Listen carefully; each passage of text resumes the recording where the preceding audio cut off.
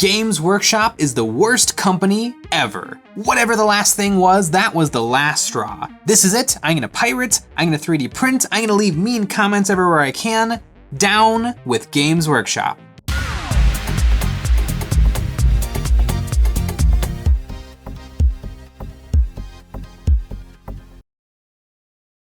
Old Games Workshop is at it again. In my time playing these games, I have seen a lot of controversies, big and small. It's sometimes like being on the ocean, riding the waves of awesome things and sucky things. And if you're just having a good time indulging in the catharsis of being mad at Games Workshop, then go for it. Ride the wave. But when you're ready to come back to reality, we have to figure out how we're gonna move forward.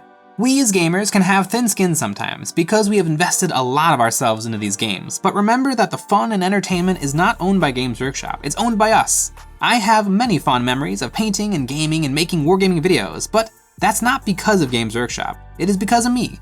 Games Workshop games are just the street we met on.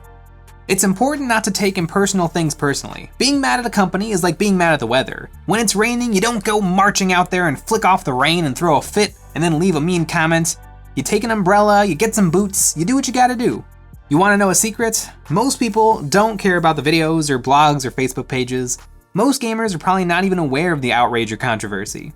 It might feel like the sky is falling or that the wargaming world is ending, but when you take a step back, you'll see that the only thing within your control is your time and entertainment. It's okay to be mad at Games Workshop, it's okay not to be mad at Games Workshop. But what do we do about this? How do we move forward? How do we get this bad taste out of our mouths? Now, you might think it is to rage against Games Workshop, but I think that hurts more than it helps, because honestly, outrage videos, 3D printing, recasting, and piracy helps Games Workshop, not hurts them. I have the solution to put Games Workshop in their place, and it may be a little controversial. It's not a boycott, it's not publishing video after video hyper-analyzing everything Games Workshop does, and it's not even writing an angry letter to Games Workshop.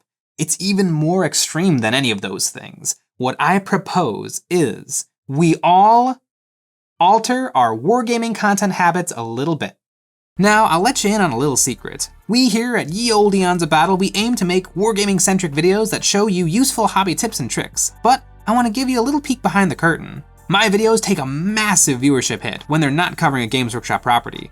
These two videos were published 7 days apart, one covering 40k Necrons and the other covering Star Wars X-Wing, and the 40k one did 7 times better than the X-Wing one. Now, I'm not blaming the viewers at all. The viewers are always right, and this trend follows my own YouTube viewing habits perfectly. Now, I get it. When I was getting into Warhammer, I would not have taken a chance on a non-Games Workshop-centric video either back then. War Machine and Hordes sounds lame. There is no way that that fantasy-inspired sci-fi skirmish game is as cool as my fantasy-inspired sci-fi skirmish war game. I am not watching a video about that. But now that I'm older and a more experienced gamer, I know that that logic, if you could even call it logic, was flawed. If it's a wargaming video, then there really isn't a risk of the information and entertainment not being pertinent to you. And the reason is that all of these games are kind of the same thing. All of these games are designed to give you a bit of stuff to do for 30 minutes to a couple of hours and have some models that you can try to figure out how to build and paint. That is the root of all this stuff. That's all of it. All the games out there are fun and worth your time, just like 40k and Age of Sigmar are fun and worth your time. I think everyone should try a little bit of everything, but the barrier to entry with these games is tough. But luckily, every single game out there has a dedicated community online with tutorials, battle reports, and even news videos. Think about it like music. The barrier to entry with music is incredibly low. Even people who aren't that into music know exactly what they like, because you can try out so much different music and you know from experience what you like and don't like. War games are the exact same way. Instead of trying to force 40k to be everything you need it to be, you can shop around a little. Hop onto YouTube and do a little window shopping. Do you like to tinker? Do you have a 3D printer? Well, maybe One Page Rules is the game for you. Like fantasy, there are a dozen different flavors, from creepy anime-inspired Kingdom Death to the more noble fantasy of Conquest: Last Argument of Kings. Do you like Star Wars? I know you do. How about a space battle like X-Wing? Cool, but too small, huh? Well, Armada will give you the large-scale fleet battles you're looking for. And how about ground battles? Well, Star Wars Legion has it covered. But you know what? Maybe Star Wars is too mainstream for you. You like your sci-fi to have a little class. Well, Drop Zone Commander and Drop Fleet Commander might be the sci-fi games for you. Are you a grandpa who loves books about war? Well, there is conservatively about 100 historical war games out there, like Bolt Action. Do you want to stick it to Games Workshop? No need to boycott, no need to write mean comments or harass customer service employees. Just change your habits a little. Now, it's been said that Games Workshop has a monopoly on the wargaming scene, and this very much is and isn't true. They have been the most popular for the longest time. Tons of people have tried out their games, and they're safe and familiar. Most people play these games because they're what's been available and have stood the test of time. Good job, Games Workshop. But nothing lasts forever, and the awesome wargaming tree that Games Workshop has planted is now a whole forest of wargames. I implore you, the viewer, to keep the names of these games I mentioned in your head, and when you think of wargaming, don't just think of Games Workshop games. Think of the entire industry of wargaming content. And if you know that 40k in Age of Sigmar is the only game for you, there is still no reason to avoid other gaming content. Just try it out. Maybe a Legion Stormtrooper video will give you some great tips to bring your White Scars. Or maybe a Conquest video will give you some tips on how to base your Skaven.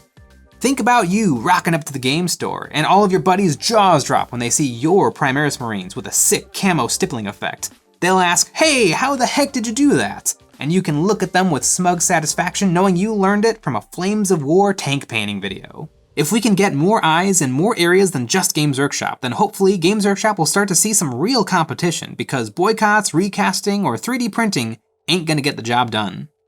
In addition to the occasional opinion piece, we make wargaming tutorials every single week, and if you like them, you might consider supporting us over on Patreon.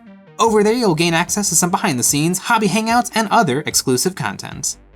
So, TLDL, too long didn't listen. Games Workshop is a butt sometimes, but being fussy about it online won't change anything. All of us collectively trying out other gaming systems and enjoying their content will snowball into a more diverse and interesting wargaming scene. Especially X-Wing. It's really easy to get into and it's really fun. Please try it. Okay, bye.